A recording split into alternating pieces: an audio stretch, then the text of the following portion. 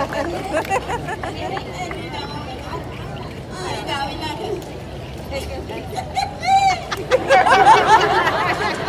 risa contagiosa.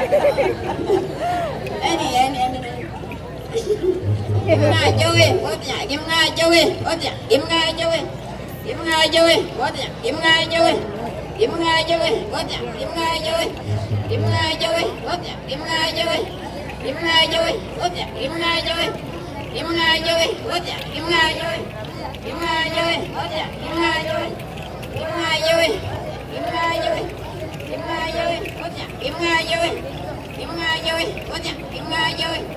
Kim Nga Joey, what ya? Kim Nga Joey, Irame Joey, and then Joey, Kim Nga Joey, what ya? Kim Nga Joey, Kim Nga Joey, Kim Nga Joey, Kim Nga Joey, Kim Nga Joey, Kim Nga Joey, what ya? Kim Nga Joey, Kim Nga Joey, Kim Nga Joey, Kim Nga Joey, Kim Nga Joey, get out Joey, get out Joey, I'm moving Joey, Joey, okay, moving Joey. Oi, Joey, okay, oi, Joey, oi, Joey, okay, oi, Joey, oi, Joey, okay, oi, Joey, oi, Joey, oi, Joey.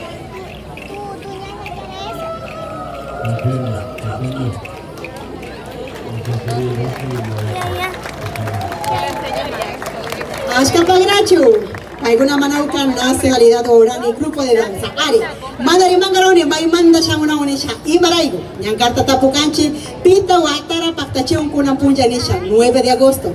Chasnapi, manapiwas watara